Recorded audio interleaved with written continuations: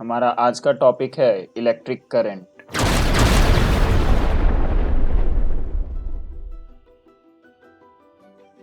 ये एक electric circuit हो गया।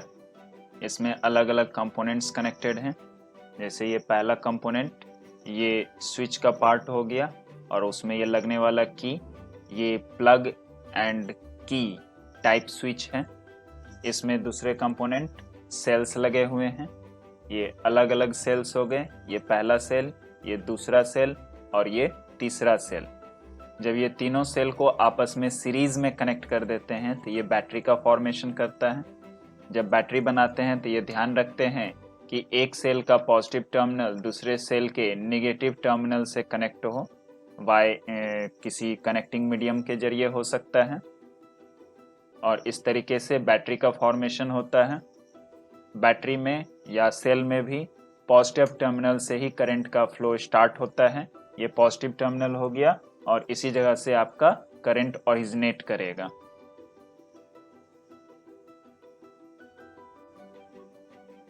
ये एक सर्किट डिजाइन है जिसमें अभी आपका ये स्विच में की नहीं लगा हुआ है तो ये आपका ओपन सर्किट कहलाएगा। ओपन सर्किट में कोई भी करंट नहीं फ्लो करता।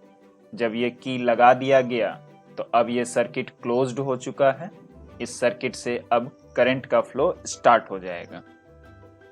जैसे ही की कनेक्ट किया जाता है वैसे ही पूरे सर्किट में करंट का फ्लो चालू हो जाता है।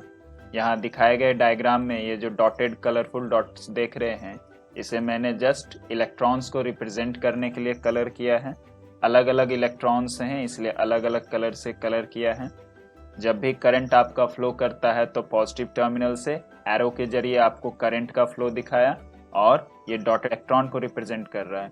इलेक्ट्रॉन का फ्लो नेगेटिव टर्मिनल यानी इस टर्मिनल से स्टार्ट होता है और करंट का फ्लो पॉजिटिव टर्मिनल से स्टार्ट होता है।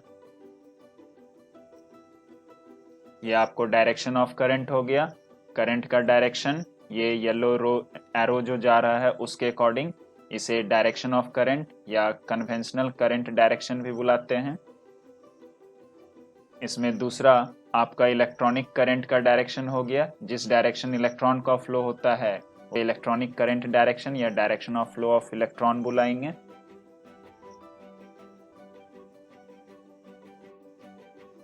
यहाँ हम एक एग्जांपल ले रहे हैं जहाँ ये स्विच है और ये लॉन्ग डिस्टेंस ट्रांसमिशन वायर है जिसके जरिए एक बल्ब कनेक्टेड है।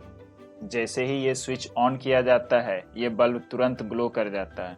तो एक सवाल पूछा जाता है कि जैसे ही स्विच ऑन किया गया वैसे ही ये लॉन्ग डिस्टेंस ट्रांसमिशन वायर से जाता करंट तुरंत बल्ब को ग्लो कर देता। एक जगह से दूसरे जगह जाने में बहुत टाइम का एक्सपेंडिचर होता है, लेकिन फिर भी बल्ब इंस्टेंटली ग्लो करता हुआ दिखाई पड़ता है।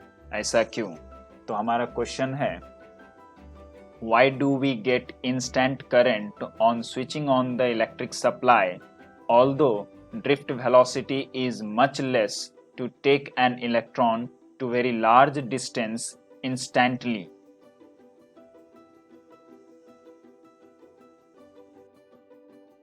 जनरली आप सभी सोचते हैं कि जब भी स्विच ऑन किया जाता है उसी वक्त नेगेटिव टर्मिनल से इलेक्ट्रॉन का फ्लो स्टार्ट होता है और इलेक्ट्रॉन्स पूरे सर्किट में घूमता हुआ जब पॉजिटिव टर्मिनल पे पहुंचता है तब जाके सर्किट कंप्लीट होता है और करंट का फ्लो स्टार्ट होता है। ऐसा जनरली आप जब पहली बार पढ़ रहे होते हैं तब सोचते हैं। ये कंसेप्ट बिल्कुल ही गलत है। जी, ये कंसेप्ट बिल्कुल ही गलत है, जबकि सही कंसेप्ट है,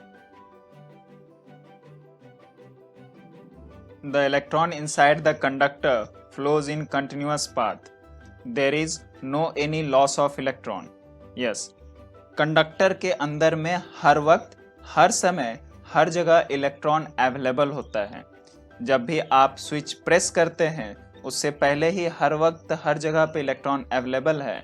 स्विच प्रेस करने से ये बैटरी के वजह से इलेक्ट्रॉन्स को पुश मिलना स्टार्ट हो जाएगा और एक दूसरे को ये पुश करते जाएंगे और इस तरीके से इंस्टेंटली जैसे ही आप प्रेस करते हैं करंट का फ्लो स्टार्ट हो जाता है।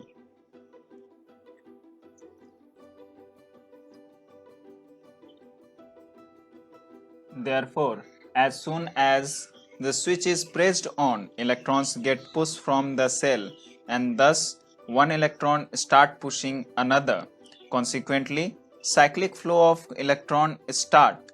Thus, we get instant supply of electron at any far off place even though the drift velocity is much lesser.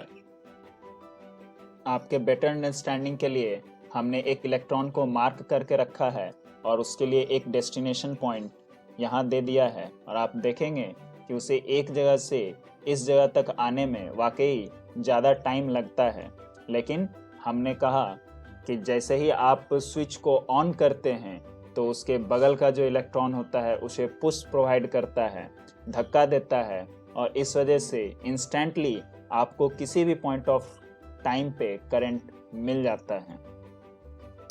The electrons that has been released from the cells will surely take high amount of time to reach the required destination, but the nearby electrons passes the destination point and the current is instantly obtained.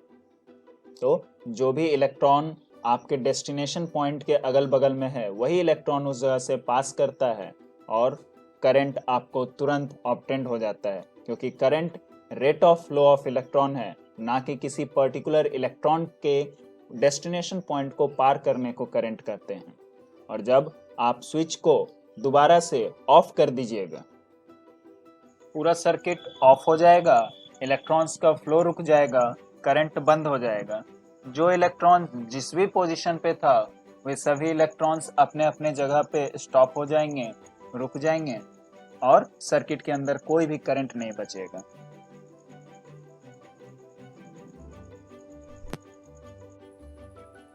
इसी के साथ हमारा first part का समापन होता है. धन्यवाद.